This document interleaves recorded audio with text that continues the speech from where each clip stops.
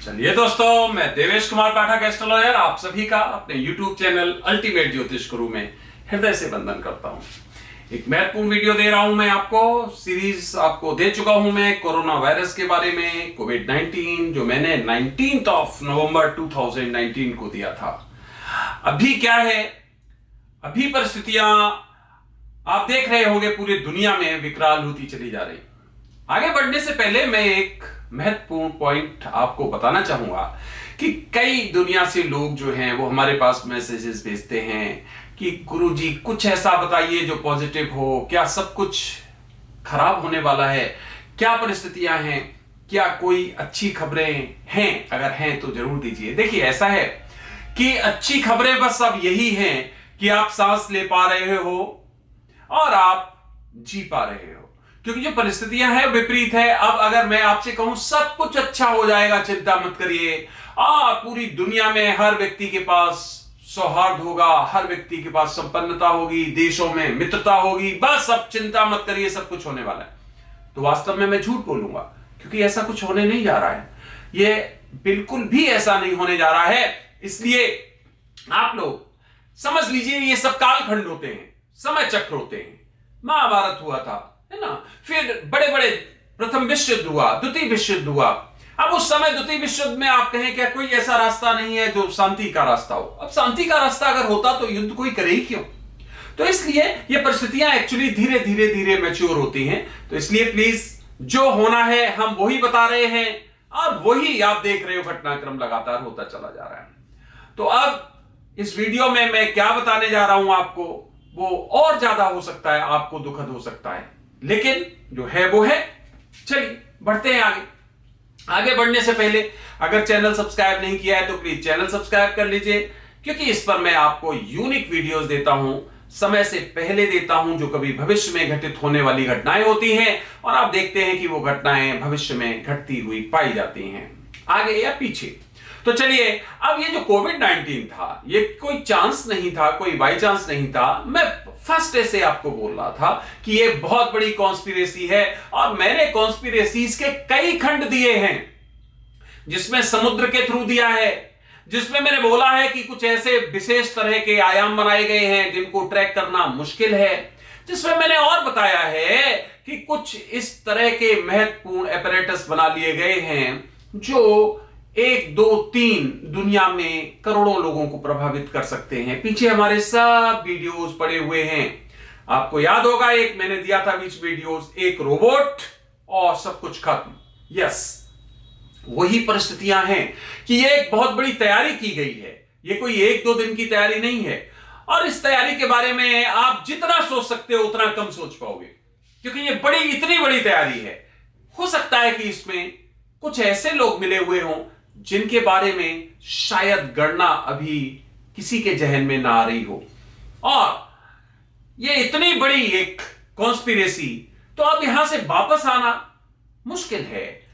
कोई अगर ऐसा वापस आना होता तो आगे बढ़ा ही क्यों जाता। तो अब इसके बाद क्या होना है, ध्यान दीजिए। इसके बाद जो मैंने आपको बताया कि मैंने जो वीडियोस तैयार किए हैं, जो रिसर्च हमारी है, और जो पीछे के जो हमने जो संकलन किए हैं अपने घटना चक्र के, उसमें ध्यान रखिए कि बहुत ही महत्वपूर्ण घटित होगा। अब वायरस के जो ये बनाए गए हैं, नए नए जो आप स्ट्रेन देखते हो, नए नए अस्तित्व में आ रहे हैं, और खतरनाक ये बढ़ते चले जाएंगे। और जो मैंने सुपर वायरस बताया था आपको, डेविल वायरस बताया था आपको, धीरे धीरे ये उस श्रेणी की तरफ बढ़ाया जाएगा। जैसे जैसे हमारा विज्ञान, अलग अलग देश एक प्रॉब्लम से बचने के लिए उपाय ढूंढेंगे, तब तक दूसरे तरह का वायरस इवॉल्व कर दिया जाएगा, उसको अस्तित्व में लाया जाएगा। अभी हमने एंटीबॉडीज बनाना शुरू किया है, अब अगला जो आएगा वो एंटीबॉडीज बनाने नहीं देगा, एंटीबॉडीज उस पर काम नहीं करेंगी।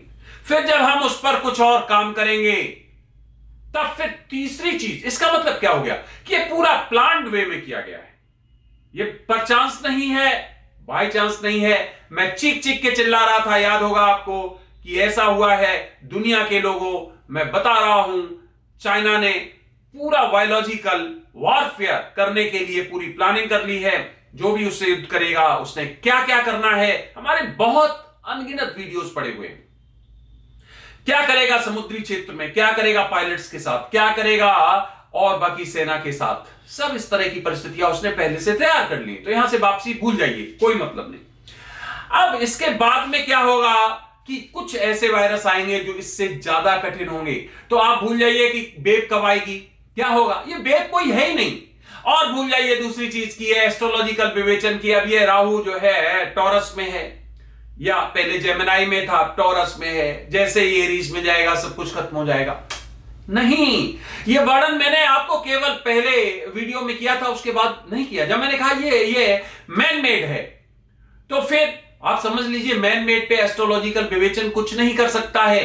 क्योंकि थ्योरी तो ये है कि जब वायरस को, जब भी आपका ये गर्मी या कोई पर्टिकुलर टेम्परेचर होता है, उस पर वो फ्लोरिश होता है, उस पर वो विकसित होता है और प्रभाव छोड़ता है। ये तो हर तरह प्रभाव छोड़ रहा है। कम टेम्परेचर, ज्यादा टेम्परेचर, ठंडा टेम्परेचर, कैसा भी ह्यूमिड टेम्परेचर, इसका मतलब ये तो था ही नहीं, ये तो नेचुरल। तो इसकी जितनी भी आप गणनाएं करोगे सब गलत जाएंगी, और अभी तक सबकी गलत गई होंगी, आप देख लो। क्योंकि एस्ट्रोलॉजर की गलती नहीं है, वो घटनाक्रम निकाल रहे हैं उसके अपने प्लानिटरी पोजीशन के अनुसार। ठीक है, प्लैनेट्स इसमें काम करते हैं, जो एक पर्टिकुलर टाइम है उसमें प्रभाव ज्यादा या कम होता है अनडाउटेडली।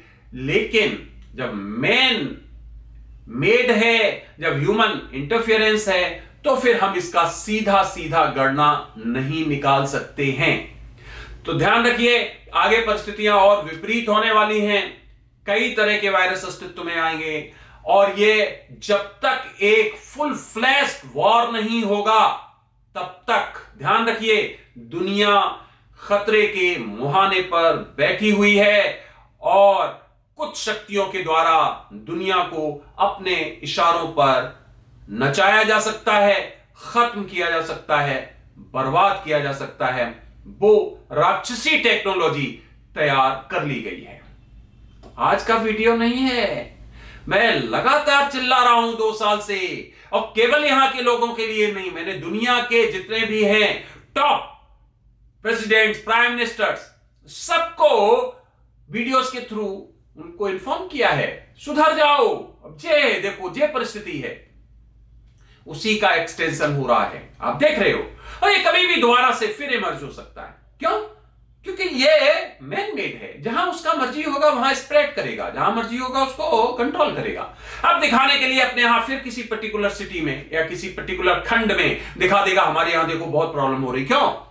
जब कभी भी इंक्वायरी सेटअप होगी, जब कभी भी दुनिया के लोग कहेंगे कि हमें चाइना में जाके इंक्वायरी करनी है, चाइना में जाके पूरी जांच पड़ताल करनी है, वहां पर यह बता दिया जाएगा यहां तो लॉकडाउन है, यहां बहुत बुरी परिस्थिति है।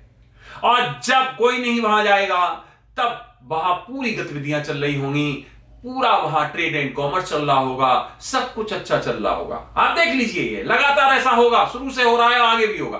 क्योंकि चाइना बिल्कुल भी अलाउ नहीं करेगा अपने यहां फुल फ्लैश्ड इंक्वायरी। तो इसलिए दुनिया के साथ संघर्ष भी कर सकता है, वो युद्ध भी कर सकता है, छोटे पूरे बड़े जैसे भी करने होंगे दुनिया का ध्यान डाइवर्ट करने के लिए। लेकिन वो फुल फ्लैश्ड इंक्वायरी नहीं होने देगा। यही बात मैंने 2020 में कई वीडियोस में कही थी, नहीं होने देगा। वो पहले भी टीम गई थी, उसको क्वारंटाइन कर दिया गया, उसके बाद में उसको आने नहीं दिया, उसको बहुत परेशान किया गया, और कुछ भी उसने वहां जाने ही नहीं दिया जहां जाना चाहिए था। तो यह एक बहुत बड़ी कॉन्स्पिरेसी, बहुत बड़ा षड्यंत्र है, और अभी इसमें बहुत कुछ आना बाकी है।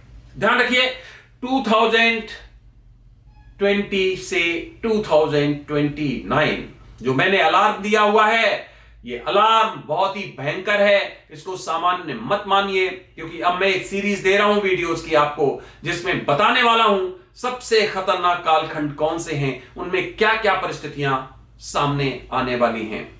याद करिए, मैंने बताया था आपको, बार बार बताया था कि इस तरह के जो सुपर या डेविल वायरस हैं उनकी परिस्थितियां बनेंगी।